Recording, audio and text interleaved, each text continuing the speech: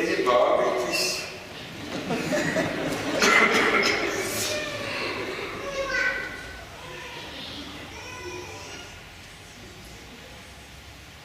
Ag, ek kan net my kop op mekaar, dis nou Nina en Leon. As ek nou nog heeltemal by al. Dis lekker om in die kerk te wees, mag die Here vir ons vanoggend hier ontmoet, mag hy vir ons deur sy woord voed en deur die sakrament. Die sakrament is 'n soort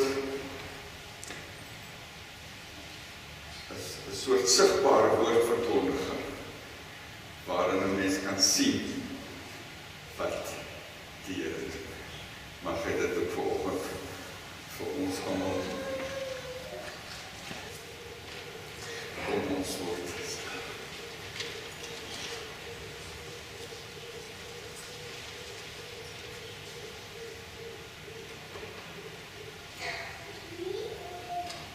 Dis die dag wat die Here gemaak het. Laat ons daaroor juig en bly wees. Amen. Gemeente van die Here, genade vir julle en vrede van God ons Vader en van Christus Jesus ons Here en van die Heilige Gees.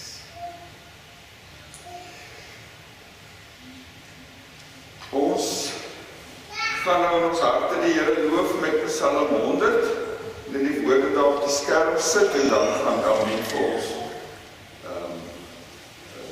een verwerking van, of hoe het jy gesê, een verwerking van Psalm 100 speel. So kom ons kyk na die woorde en ons juig in ons harte saam.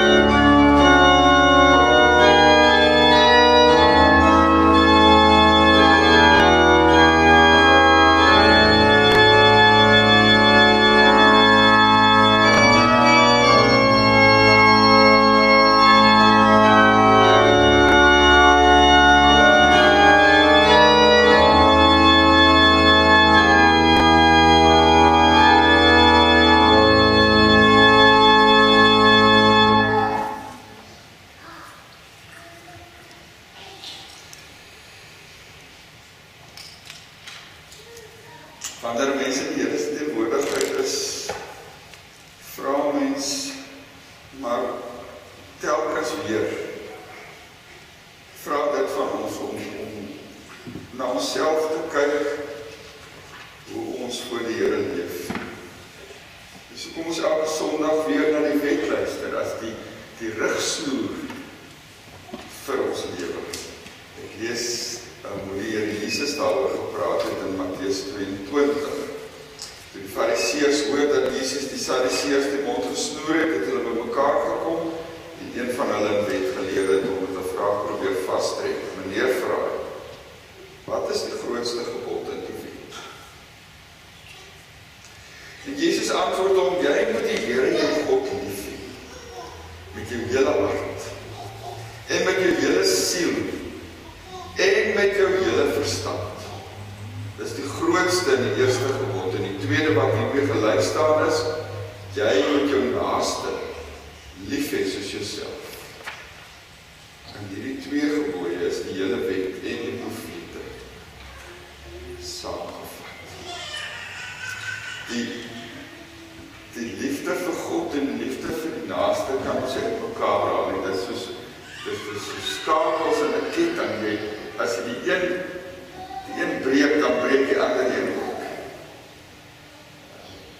So kom ons word in stil en dan praat ons met die Here ook oor ons lewe in die week. Dink 'n bietjie terug in die week.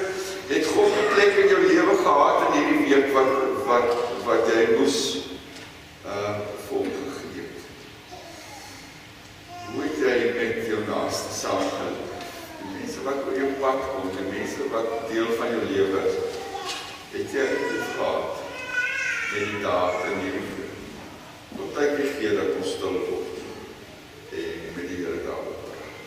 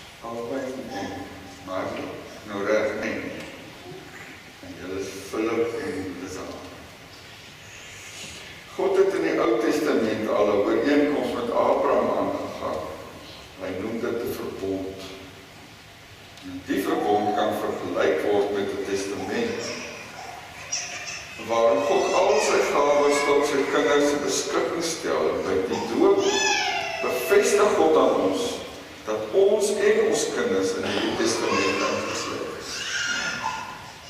Dit beteken dat hy ons Vader is, wat ons liefhet en vir ons sorg, en dat Jesus Christus ons verlosser is. Wat kyk julle?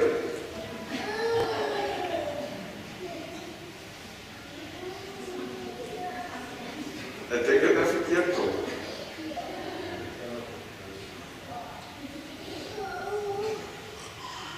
Ekskuus julle.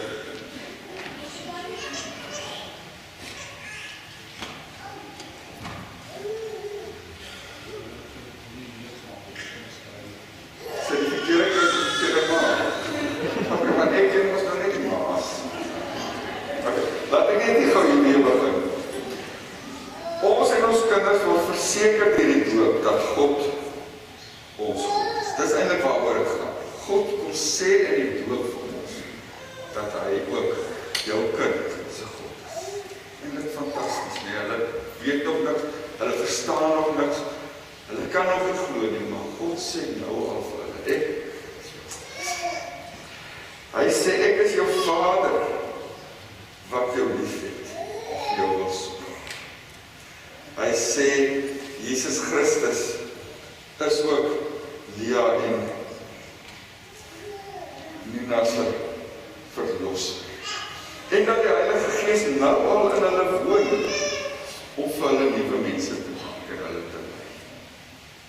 So wat die doop vir ons wil sê, is God wag nie tot ons gereed is en dan sê, okay, nou kan jy kom en dan gaan ek nou vir jou doop. God kom wanneer jy nog niks verstaan. En hy sê, ek is jou God. Vat jou vir my rekening en ek merk jou as een van myne dat jy nooit kan weggaan. Geen mens kan hierdie gawes van God verdien nie, want ons sonde waarmee ons gebore is veroorsaak dat ons die dood verdien. Maar Jesus het die straf vir die sonde op hom geneem en aan die kruis in ons plek gesterf, en daarom kan God nou die ewige lewe as geskenk vir ons aanbied. Ons kinders is ook hierby ingesluit, op verstaan hulle niks hiervan. Tekenis van die doop kan maklik verkeerd verstaan word, dis nie 'n mooi gewoonte wat ons ter wille van ander mense onderhou nie, dis ook nie 'n buitengelowige handeling, waar dit ons teen gevaar van een ongeluk beskerm word, en dis ook nie 'n geleentheid om waar die kinders hulle name kry. Gaan by die doop oor God, wat hom met sy liefde aan mense verbind. Ek wil nou vra dat Lia en Nina ingebring, vorentoe gebring word, dat julle die vraag van die volgende kan antwoord.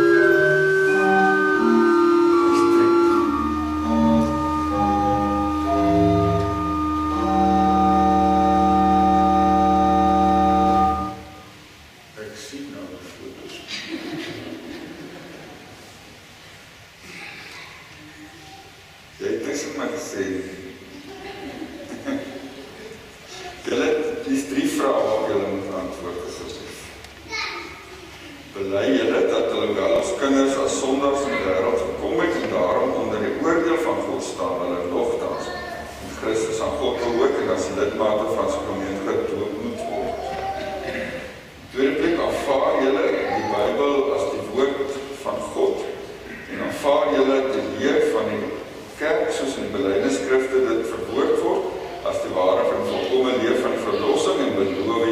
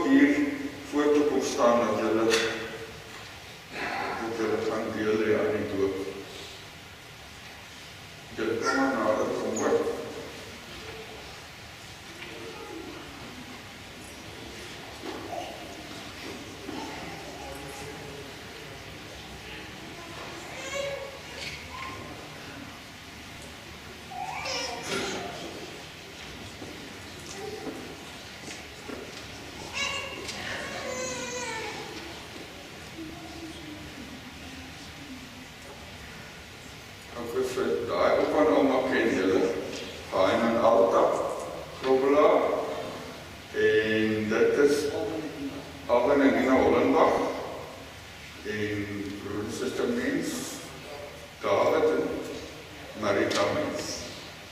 Bly julle kan nie wees.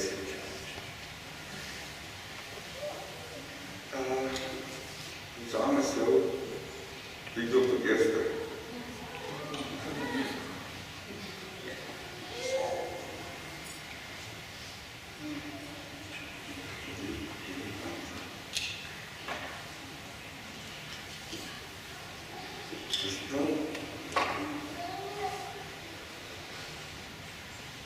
Lea Mens, doop jou in die naam van die Vader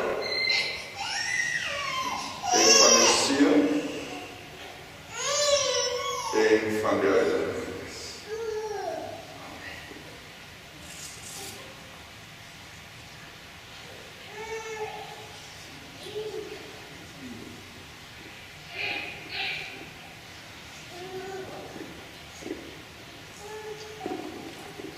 Nina Hollenbach, doop jou in die naam van die Vader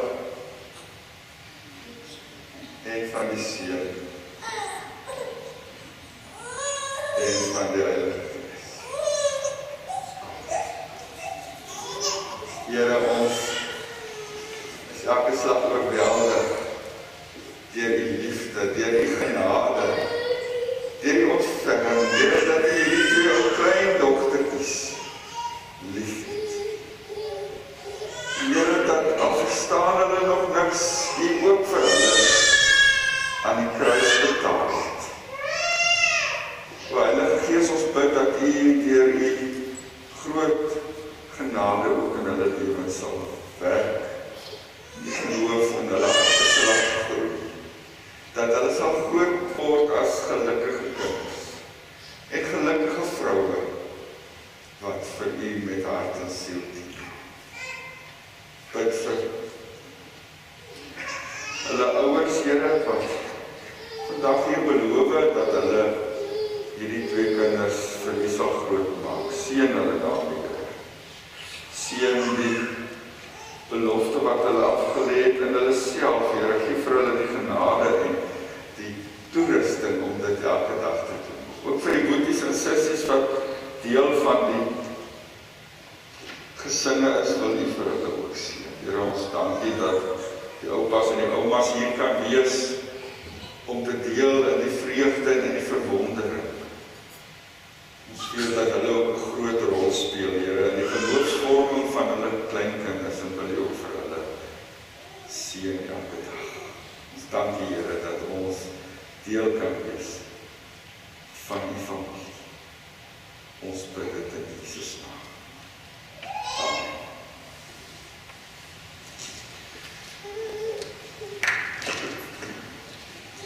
Wat julle moet nog die gaste deur van ons geluk sê.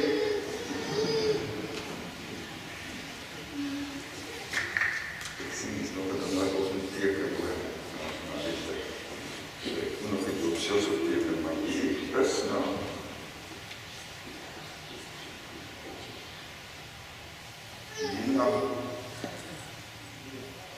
Nina daai kant, ja. Soos van kersie en die Bybel. Baie geluk vir julle ook. Hierdie sal te lastig van my afslag, ek het nie goed geteken. Baie geluk vir julle. Die gaan dit vat. Vir julle baie geluk. Mag die Here vir julle seën. Baie geluk. Ja, baie geluk.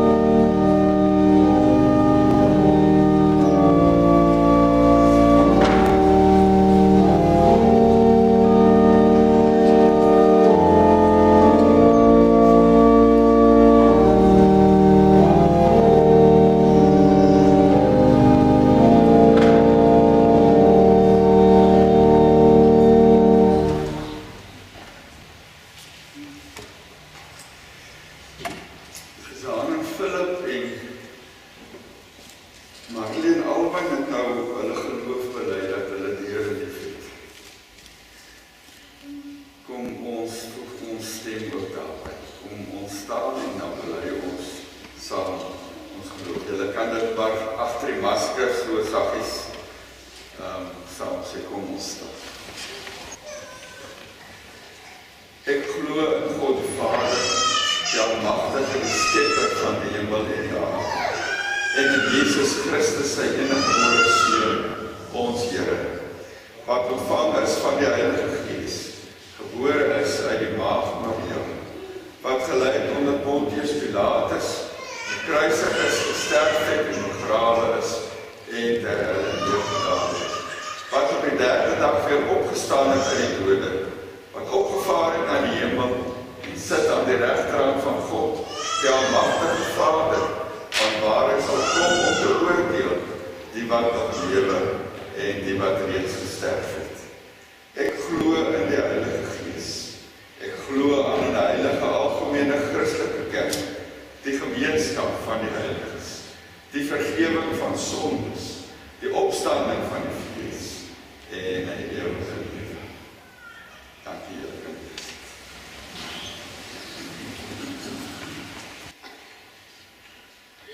Die paas is redelik handig met die kinders. Ek ken 'n storie van 'n pa wat magteloos was in die kerk. Hy het op die preekstoel gestaan. En sy vrou sit daar in die pastoriebank met sy seentjie, maar die was onhebbelik. Nou weet julle hoe gaan dit as 'n kind jou aandag aftrek, of iets jou aandag aftrek, jy kan nie konsentreer nie, want jou oog gaan die hele tyd daartoe om Bethel onder te hou nie. En hy sê daar vir Tannie Helen, sal die vrou, wie se kind so lastig is, om net uitval so.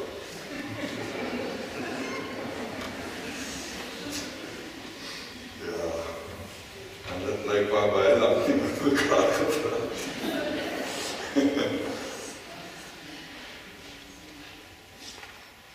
Is toch wonderlik as die kinders in die kerk is en op 'n manier ook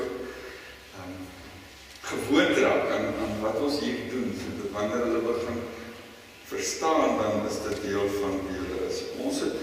Ek het in die Transkei groot geword, my pa was predikant van 'n swart gemeente daar. En ek was in Sint-A toe ons so is, so ek het nooit, ek sit nou vandag kan terugdink, ons was in die koshuis, so ek was nie in die week daar nie, so ek het die koshuis geleer as 'n kind. Maar ons moes elke Sondag kerk toe gaan. Ons verstaan nie 'n enkele woord. Ek kan nou nog daai liedere sing, weet nie eens wat dit beteken nie, maar wat in die kerk gesê is, het ons nie verstaan nie. En dan sê ons my pa, maar hoekom moet ons kerk toe gaan? Ons verstaan niks. Dan sê hy, maar hy verwag van sy gemeentelede om kerk toe te gaan en daarom dat ons gaan. So ons het elke Sondag in die kerk gesit. Maar hy nog al nie kwaad gedoen nie. Nog wonderlik. Ons is besig met die Josef verhaal en ons kom vandag by die gedeelte waar Josef uit die tronk kom en die Farao se drome uitlei, maar kom ons bid weer saam. Here, ons dankie vir die voorreg om so saam te wees vanoggend, saam in die huis, saam om na U te luister. Here, wil U ons ook vanoggend seën wanneer ons U woord hoor. En ook dink wat U daardeur vir ons wil sê. Seën ons, Here, deur die werk van U Gees. Amen. Waarna het jy die kamera weer reg, dankie. Julle, ek het besluit om nie, dit is 'n langerige hoofstuk, so ek gaan nie die hele hoofstuk lees nie. Maar ek het 'n videoetjie gemaak wat die hoofstuk vertel. Dis nou meer vir ons kinders, maar ons groot mense kan ook maar luister, want sonder die video gaan jy ook nou nie die hele draad van die hoofstuk kry nie, so waarna sit vir ons aan asseblief. Josef is nou al lank in die tronk, en dis nou al 2 jaar na die skikker en wakker in die tronk is, en toe droom Farao Farao 'n baie vreemde droom daai nag.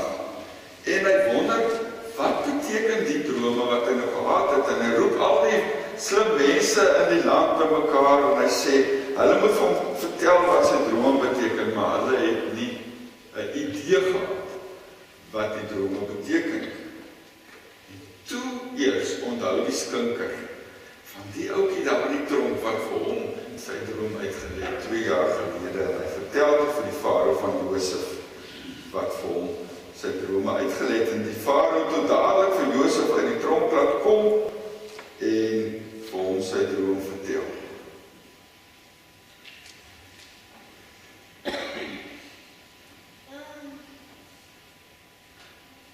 Die farao het 'n snaakse droom gehad. Hy droom daar 7 mooi vet koeie, lekker vet en gesonde koeie. Maar hy sien daar's nog 7 koeie wat so maar is, net vel en been, en hulle vreet die vet koeie op, maar die koeie bly net so maar. Toe droom hy nog 'n droom, hy droom van mooi koring op die land, 7 groot are, mooi are, en toe daar kom 7 maar are, en hulle vreet die vet are op, maar hulle bly net so skraal en droog en dor. Toe sê Josef vir die farao, die 7 vet koeie en die 7 vet are is een en dieselfde ding, is 7 jaar. Daar gaan 7 jaar van oorvloed kom, daar gaan baie reën wees, die lande gaan vol kos wees, soveel dat hulle dit nie alles kan oplet nie, maar daarna kom daar 7 jare van droogte. Verskriklike droogte. Kos gaan weg wees en almal gaan honger ly. Dit gaan 'n geweldige hongersnood wees totdat daar later niks meer is. En die mense sal kos soek. Vreeslik. Toe sê Josef vir die farao, God het vir hom gewaarsku vooraf dat dit gaan gebeur, sodat hy voorberei kan wees en hy moet sake agter mekaar kry dat hulle die tye waar daar oorvloed is van die ekstra kos kan bære vir die jare waar daar nie genoeg kos gaan wees. En toe sê farao, maar ek dink jy wat Josef is die man wat hierdie werk vir my moet doen. Jy gaan die hele ding organiseer, en hy maak toe vir Josef net daar die onderkoning, tweede belangrikste man in die hele Egipte. Hy gee vir hom 'n pragtige mooi strydwa, dis maar op die ryk mense daai tyd gery het. En Josef het deur die land gegaan en oral waar hy gaan moes die mense neerval voor hom by. En die koning het toe nog vir hom 'n baie mooi vrou opgegee met die naam Asenat. So het die Here gesorg dat Josef uit die tronk kan kom en hy die hele land kon help om kos te hê in die tyd toe dit droog was. Ek wil 'n paar verse lees uit hierdie hoofstuk hier van vers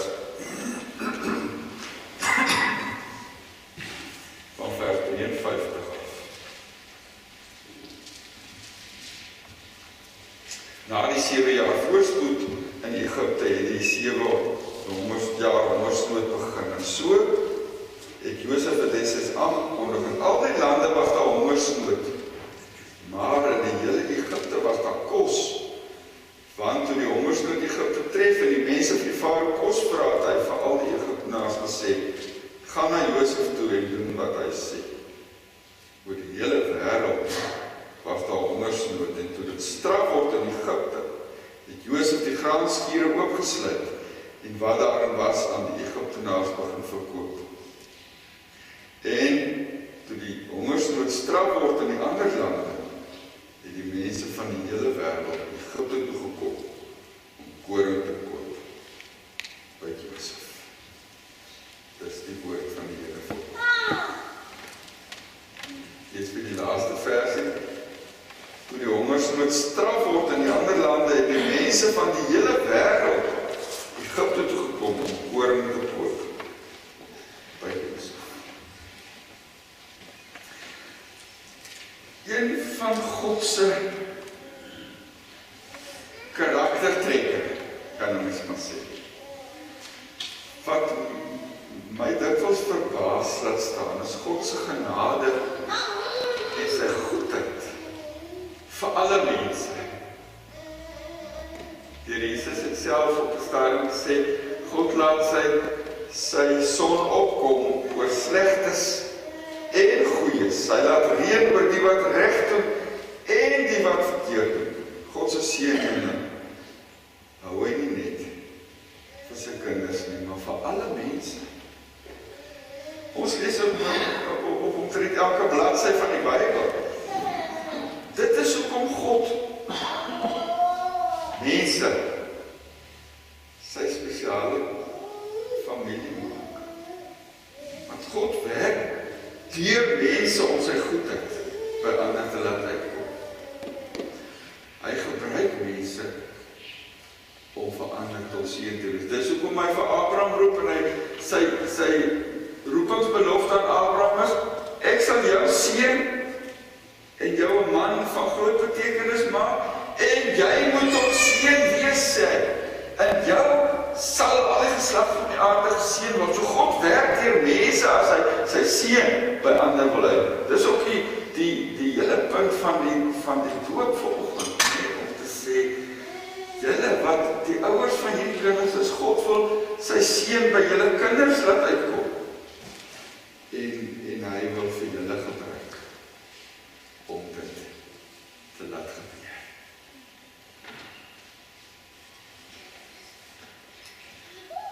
Het is eintlik nie so maklik om altyd daaroor jou te verwonder en net partymal te sê van my woord is intensief. As jy sien God is goed vir iemand wat dit volgens jou glad nie verdien nie. Ek het al onlangs daarna verwys, maar gaan lees gerus weer Psalm 73 waar Asaf sê, God is vir die hele wêreld baie goed, maar God is baie goed, maar ek het daarom begin twyfel toe ek die voorspoed van die goddelose sien. Mense wat jy dan nie die seën van die Here verdien nie, dan sorg God en is hy vir hulle ook goed. Maar dit is God se hart om vir mense goed te wees. En Josef was deel van hierdie plan van God om sy goedheid en sy guns, sy seëning by ander uit te bring. Dit loop soos 'n goue draad reg deur die Josef verhaal. Waar Josef ook al gekom het, begin dit goed gaan. Net toe Josef daar in Potifar se huis, toe gaan dit goed in Potifar se huis. Toe Josef daar in die tronk is, toe gaan dit goed in die tronk. En nou dat Josef uitkom uit die tronk uit, gaan dit goed in Egipte. God se seëninge spoel deur Josef om by ander mense uit te kom.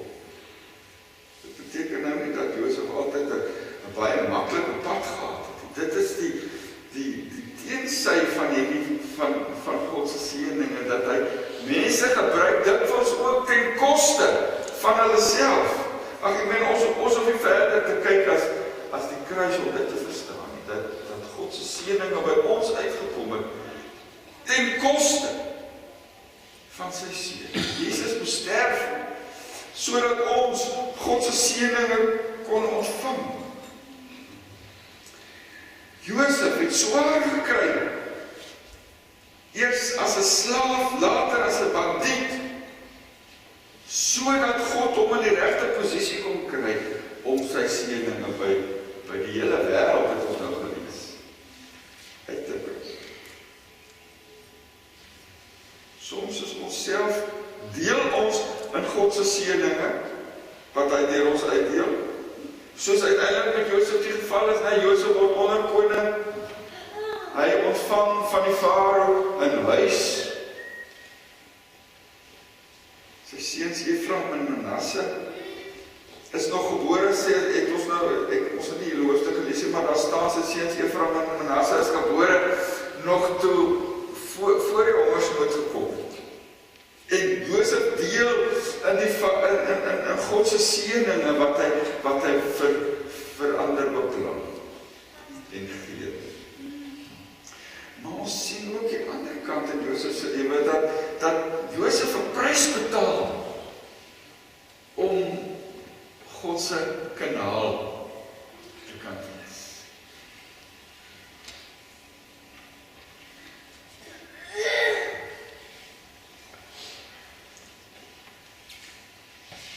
as 'n mens na hierdie verhaal van die begin af lees, die Josef verhaal af van Genesis 37 af, dan moet ons dit nie lees as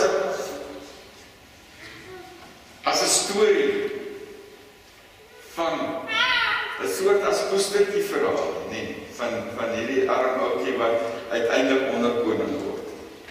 Nee, alles is deel van die verhaal, maar dit is nie die punt van die verhaal nie. Kyk, as poestertjie vertel hoe sy uiteindelik by die prins uitkom en hulle het lank, en dan trou hulle en dan is hulle lank en gelukkig saam, dis nie die Josef verhaal. Die Josef verhaal begin met 'n opmerking wat ons daaraan herinner, dat hierdie verhaal nie oor Josef gaan nie, want die skrywer vertel vir ons, hier volg die familiegeskiedenis van Jakob. Hoe sê hy dit? Hy sê, hier volg die verhaal van God se mense in hierdie wêreld. En hoe God deur sy mense besig is in hierdie wêreld. Hoe God met sy mense besig is, maar ook in die wêreld besig is. So dit gaan nie oor Josef, wat nou 'n koning geword het. Dit gaan om Josef, wat 'n bruikbare instrument in God se hand was. En as 'n mens hierdie verhaal lees, dan herinner dit ons daaraan, dat dit nog altyd is, hoe God werk deur mense. Dit jou werk om sy seëninge by ander te bring. So, ons word die kinders van die Here, dat ons daar agteroor kan sit en wag hoe God nou vir ons gaan seën. Dit ons verwagting is, dan is dit slaan ons baas. Ons word kinders van die Here, sodat hy ons kan gebruik om vir ander tot seën te wees, soos hy vir Josef gebruik het.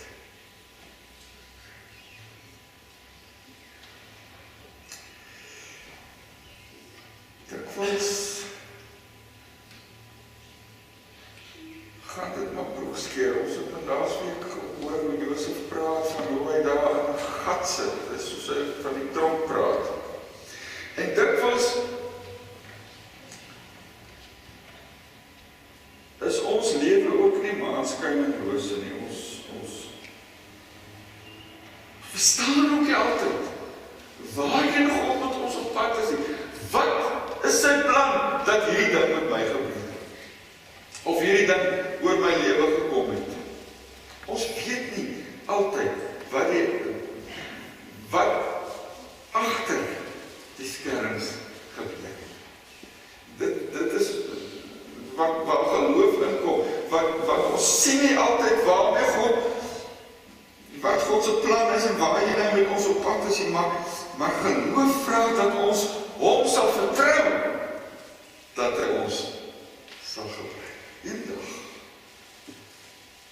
Eendag as die Here weer kom, om ons te kom haal, dan sal ons die eer ontvang. Sal ons ook dan hoor, soos daai mense waarvan Jesus vertel het, met sy profetiese rede oor die laaste oordeel, is dit Matteus 25, waar die skape en die bokke vir mekaar, mense geskei word so skape en die bokke nie, en dan sê die Here vir die gelowiges, mooi so, goeie en getrouwe diensknegte. Kom in en kom deel in my vreugde. Dit sal ons almal eendag hoor. Ons hoor dit nie noodwendig nou al elke dag.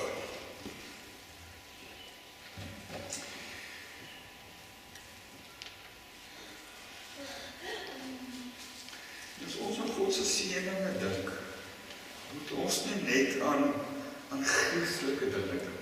Geestelike vrug, geestelike groei, mense wat op bekering kom, natuurlik dit ook. Deur wil deur ons die evangelie by almal bring.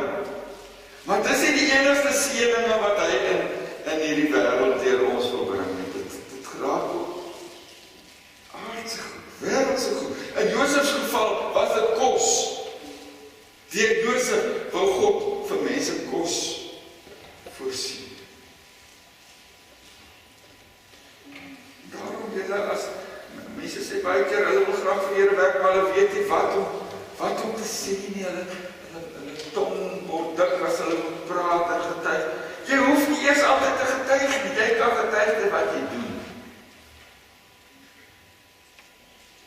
Deur beskikbaar te wees in God se hand, om sy hande en voete te wees, sodat jy God se teenwoordigheid, God se sorg by mense kan bring. Nou is ons nie almal Josefs nie almal van ons het op die ou en die spesiale plek wat Josef in hierdie verhaal het. Party van ons is meer soos Josef se broers, wat maar op die agtergrond staan, wat sien hoe dat die een broer van hulle, wat hulle gedink het, glad nie dit moes gewees het nie, verhef word. Voorkant dit gebeur. Party van ons plek is om in die agtergrond te staan. Maar dan moet ons onthou, God het met ons elkeen op plek. Hoe sê Paulus daar in 1 Korintiërs 12, ons is nie almal dieselfde nie. Hy sê ons is 'n liggaam met verskillende lede, ons is nie almal dieselfde nie. Een is oog, die ander een is die hand, die een is die voet, die ander een is die puntjie. Maar elkeen van ons het 'n plek. En al is ons rol in God se plan en nie so luisterryk soos wat ons gehoop het. Onthou dan, in die Josef verhaal gaan dit nie om Josef nie. Het gaan nie om die broers nie. Het gaan om God wat sy seën by ander moet bring. In hierdie wêreld gaan dit nie om jou en my nie. Het gaan om God vereer. Ons rol is om deel te wees van die seëninge wat God uitdeel aan die wêreld.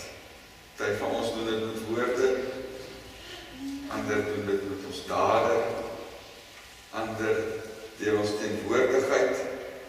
Maar dit is God se roeping vir ons elkeen, dat sy seën, sy goedheid, sy sorg, sy liefde by ander kan uitkom. En daarvoor het hy vir jou en vir my nodig. Mag die Here ook in hierdie week vir ons daarvoor gebruik. Amen. Kom ons bid saam. Here, dankie dat U ons elkeen op die naam ken. Soos U vir klein Lia en klein Nina op die naam ken. Dat ons deel van U plan vir hierdie wêreld kan wees. Here, dat U ook deur ons ander kan bereik. Hier is ons vanoggend voor U, Here. En ons meld ons aan. Gebruik vir ons. Laat die koninkryk ook deur ons kom. Laat die wil ook deur ons geskied. Laat die naam ook deur ons geheilig word. Deur ons woorde, deur ons dade, deur ons voorbidding, deur ons omgee, deur ons liefde. Here, maak vir ons instrumente in U hand. Dat hierdie wêreld treetjie vir treetjie vir U gewen kan word. Here, ons kyk na die wêreld en dan is ons ontstel om te sien hoe verkeerd dinge kan loop. Hoe ons land 'n voorbeeld is van aftakeling en agteruitgang.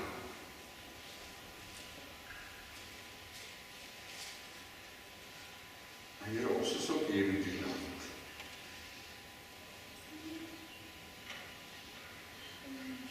En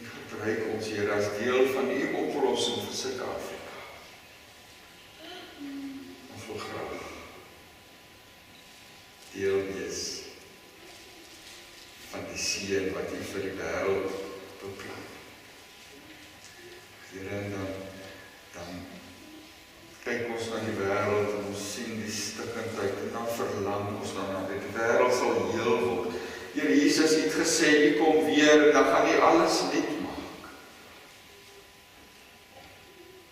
En dan bid ons saam met die kerk oor al die eeue heen, kom Here Jesus. Kom haastig. Ons verlang daarna om by U te wees. Bid vir hulle wat siek is. Hulle wat in die hospitale is, operasies moet kry. Here, hulle wat treur oor een van die familie nie meer daar is. Here, dankie dat U teenwoordig is ook in ons diepste seer en ons grootste stryd. Ons bid hierdie ding in die naam van U Seun, Jesus Christus. Amen.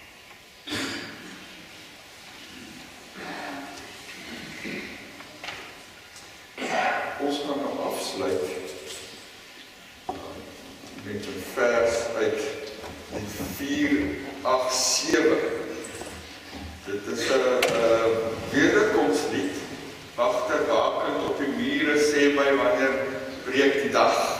Ag, ons stel die lange ure tot die skemering van die dag. So 'n lied van verlange. Ons gaan nou nie dit alles sing. Ons gaan net hierdie vers oordink waar ons bid dat die Here sal voortgaan met sy reddingswerk en dat ons deel sal wees van die seëning wat hy wil uitdeel. Kom ons bly so sit dan oordink ons hierdie woorde terwyl Jan vir ons dit is 'n verwerking daarvan speel.